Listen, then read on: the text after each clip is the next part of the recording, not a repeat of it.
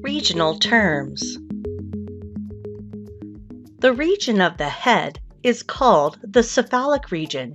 Think of words like encephalitis or the regions of the brain, which include the telencephalon, diencephalon, mesencephalon, metencephalon, and myelencephalon. The forehead is known as the frontal region. I think of a hairstyle that shows the forehead as showing full frontal nudity. The region of the eye is called the orbital region. This is because the globe of the eye, or eyeball, sits within the orbital cavity of the skull. The region that contains the nose is known as the nasal region. Think of nasal congestion or postnasal drip. The region of the mouth is the oral region. Think of oral thrush or oral hygiene. The mental region is the region of the chin. Think of the famous statue called The Thinker by Le Penseur. This depicts a man having his hand on his chin. The cervical region refers to the area of the neck. The Latin root cervix means neck or narrow passage.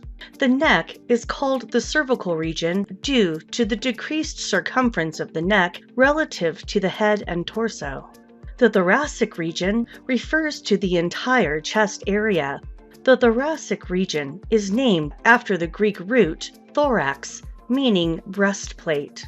Think of the thoracic cavity, which encompasses all of the thoracic organs. The sternal region is the region of the breastbone, which is called the sternum.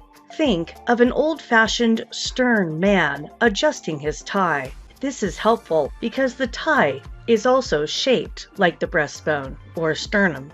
The mammary region refers to the area of the breasts in both males and females.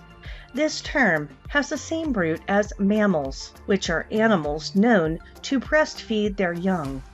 The axillary region is the region of the armpit. Think of a person applying Axe deodorant. The abdominal region refers to the area of the stomach, also known as the abdomen. Think of an abdominal workout or abdominal pain. The umbilical region is the area surrounding the belly button or the umbilicus. This is so named because the belly button is the remnant of the truncated umbilical cord after being cut. The pelvic region includes the trunk region between the abdomen and the lower limbs. This region holds the pelvic girdle, which includes the hip bones. I think of Elvis dancing with his pelvis. The inguinal region, or groin region, is the area of the pelvis that contains the bladder and the internal reproductive organs. You may have heard of somebody pulling their groin. The pubic, or genital area, is the area of the pelvis that contains the external reproductive genitalia. This area includes the pubic bone or pubis portion of the pelvic girdle. The otic region is the region of the ear. Otology is the study of the ear, and an ear specialist is an otologist. The occipital region is the region of the back of the head. The back of the head is also where the occipital bone of the skull and the occipital lobe of the brain are located. The area around the shoulder blades is the scapular region.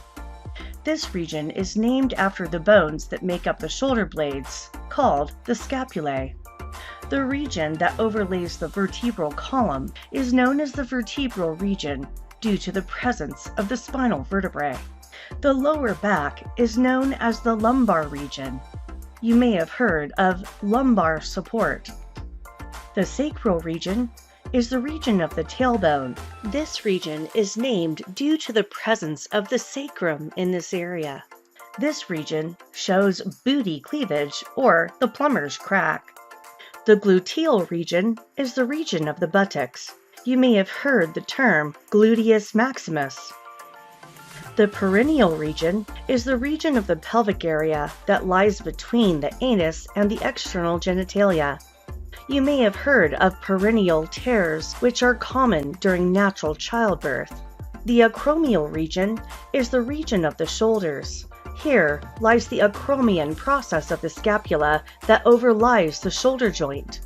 One way to think about the acromial region, being the area of the shoulders, is to picture an acrobat standing on one's shoulders.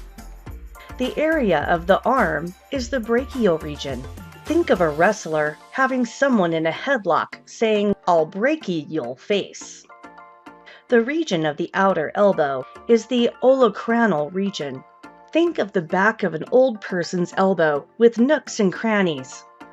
Old and crannies reminds me of the olecranal region. This is also where the olecranon process of the ulna is located, which forms the elbow. The area of the inner region of the elbow is called the antecubital region. Picture a Rubik's Cube near the inner elbow. The region of the forearm is called the antebrachial region. If you can remember that the arm is the brachial region, it makes it easier to remember that this is the antebrachial region. The area of the wrists is the carpal region. Think of carpal tunnel syndrome. Also, the bones of the wrists are called carpals. The area of the hand is the manus region. Think of manual labor, which is doing things by hand. The area of the thumb is the pollex region. I think of getting a Rolex as being good with a thumbs up. The region of the back of the hand is the metacarpal region. The bones of the hand located here are the metacarpals. An easy way to remember this is that the metacarpals meet up with the carpals. The area of the palm is the palmar region. That's an easy one. The region of the fingers and toes is known as the digital region, and the fingers and toes can be referred to as the digits. The coxal region is the region of the hips. This is because the hip bones are anatomically known as the os coxae. The thigh is the femoral region. This region overlies the thigh bone called the femur, and the femoral artery lies in this region. The patellar region is the region of the kneecap because the kneecap is composed of the bone called the patella. The popliteal region is the region that lies at the back of the knee. If you're trying to look cute, you might pop up your heel. The crural region is the region of the shin. I think about hitting my shin on a coffee table. That feels pretty crural. The sural region is the region of the calf. I think of a calf with a halo. This is a calf that's pretty surreal. The fibular region is the area on the outer lower leg. This is the area that overlies the fibula bone.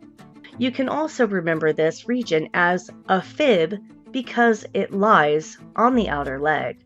The area of the foot is the pedal region. Think of pedaling a bike, or the word pedestrian. The tarsal region is the area of the ankle. I like to think of a powwow with dancers wearing tassels on their ankles. Also, the bones of the ankle are called the tarsals. The calcaneal region is the region of the heel. This region is named for the heel bone, the calcaneus. I like this one because it rhymes. Calcaneal is the heel. The metatarsal region is the region at the top of the foot. This is named for the bones of the foot, the metatarsals. An easy way to remember this is that the metatarsals meet up with the tarsals. The region of the sole of the foot is the plantar region. I think of a person in martial arts planting their feet in a stance. And lastly, the area of the big toe is the hallux region. When you stub your toe, you might say things like hell, as in hallux. Thank you for watching.